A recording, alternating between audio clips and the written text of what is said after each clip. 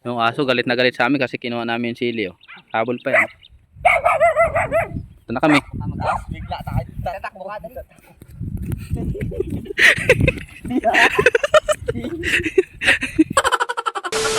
Ayun. Oh, anong kugon.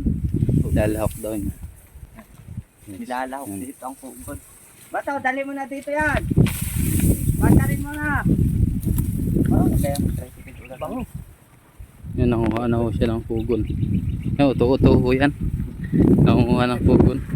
Dahil tinulan niya. Ay, yung may-ari. Yan, nakatawa pa naman. Ako, ito na kami guys. Nakarating na kami sa tricycle. Yan, kaya pauwi na.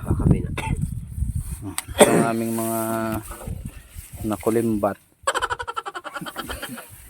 Ayan, namin huli. May kugon. Wow! Ang patak-atakang mga isda. Talagang may pagkatanga ito. Yung naburaot namin kay tatay. Ito, nakakauha lang din. Tabi-tabi. Mga isda. Libre na sa ulam. Ganyang kayaman ng Mindoro. Ganyang kababait ang tao dito. Sabi nga ni tatay, magdala daw ng sakot. Dagdagan ng sili. Pati puno.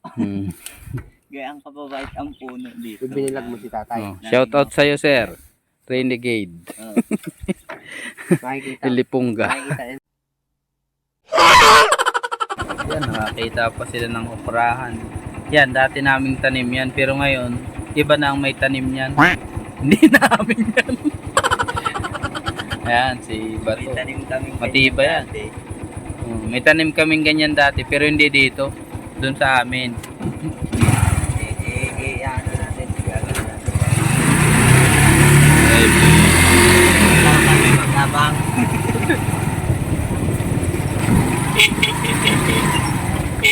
Tara na, andyan na. Tara na. tatakbo si Otoy eh. Ay takot sa may-ari eh. Nalipasan na ng panahon yung okra na yan. Mga payat na eh. Hindi na yung kukunin. Hindi na kasi pwedeng pambiyahe yan. Nalaman sa amin na yan. Nakalaan sa amin yan. Kaya yung tinira eh. Pwede na! Huli ni Bato manguha oh. May pagtakbo pa. Ay alay, si Bataw. Ay may pagtakbo pa oh. Ay lintek, ngirit na ngirit. Nahulog pa ang isa, sayang din. Ito, may nakita kami mga prutas, rambutan. May tubig na ulit oh. Siguro madami ng puhugan. Tawag niyan sa amin ay kulumbot.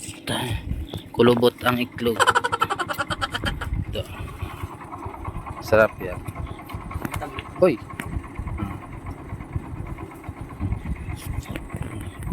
Ang dami siguro yung talabyan. May corals pa eh. Asim.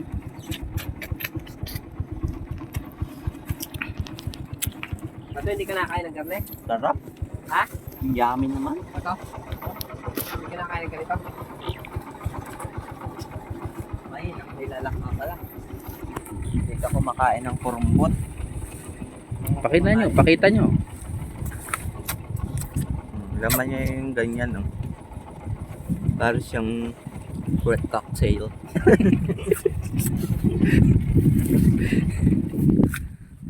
Sarap. Masarap siya.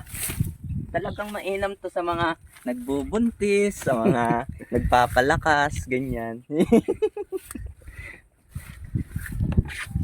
Yummy talaga. Sarap. Yan oh, tinan mo yung kuko ko, puro putik na. yan ang pinakamainam na masarap yan. Yummy yan. Lasa talagang ano, Lasang napakasarap naman talaga. lasang kuhol. Ang mata lang ng bangos ah. Yummy, ham! Sarap. Sarap. Oh, nagputok.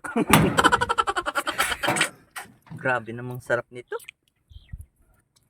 Kakawa naman sa mga batang to. Hinaklit ng ano, Dadali natin. bagin. Magtatanim kami guys na Pwede lang to.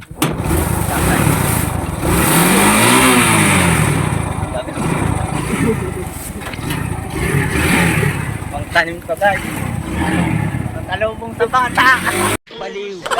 Nang makauwi na nga kami guys dito sa bahay ay agad ko na rin hinugasan itong mga kuhol na nakuha namin. At pagkatapos ko nga pala ito guys hugasan ay lalagain ko muna ito para mabilis din tanggalin yung mga laman do sa tangkuhong niya. At pagkatapos nga nitong lagain ay isa-isa namin itong tinatanggal sa sarili niyang tangkuhong para mas masarap na nga itong kainin at hindi na mahirapan yung mga mag-uulam. Pagkatapos nga namin tong isa-isa yung tanggalin sa sarili nilang tangkuhong ay hinugasan muna namin tong mabuti. At pag sigurado na nga kayo na ayos na yung pagkahugas nito ay lamasin naman natin ito dito sa suka nga at saka asin para panigurado nga tayo guys na mawawala talaga yung langsa niya. At kapag nga nalamas na natin yan ng ayos guys ay huhugasan ulit natin to ng maayos din para matanggal yung mga lapot-lapot niya. Tapos ko nga malinisan ng ayos itong kuhol na ating nakuha ay nagayat na rin ako ng mga rekado. Tayo ditong sibuyas at saka bawang na gagamitin natin ito paggigisa ng ating kuhol. Inupisan ko na nga ang gisain ito sa napakainit na mantika. Inuna ko nga pala dito guys itong bawang. At kapag golden brown na nga pala itong bawang natin ay sunod na rin natin itong sibuyas. Ito na nga rin itong sinunod itong ating kuhol na binalatan. Kung nakarating ka nga pala sa part na ito, paki-comment naman kung kinakain din ito sa inyo. At nilagyan na nga rin ito natin ng pangpalasang sangkap. Lagay ako dito ng asin, paminta at saka magic sarap. Nag-add na nga pala ako dito ng pinisang kalamansi para lalong matanggal yung langsa niya. At pagkalipas nga ng ilang minuto ay ganito na yung itsura niya. Ibas na rin yung kanyang sariling katas kaya pwede na rin natin isunod dyan yung gata. Pero bago ko nga ilagay dito yung gata ay inilagay ko muna itong napakaraming sili nating berde. Shoutout nga pala kay Tatay Enti na napakabait na nagbigay nitong napakaraming sili sa atin. Pagkatapos ko nga ilagay lahat ng sili ay sinunod ko na rin agad itong napakalapot na gata natin.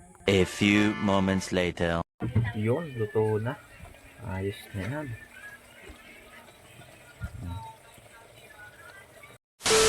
So, ayan yung niluto natin kuhol ng kanina. Luto na. Sarap. Sarap ito guys. May dala pa dito sa ating alimango. Kain kayo guys! Masarap ito.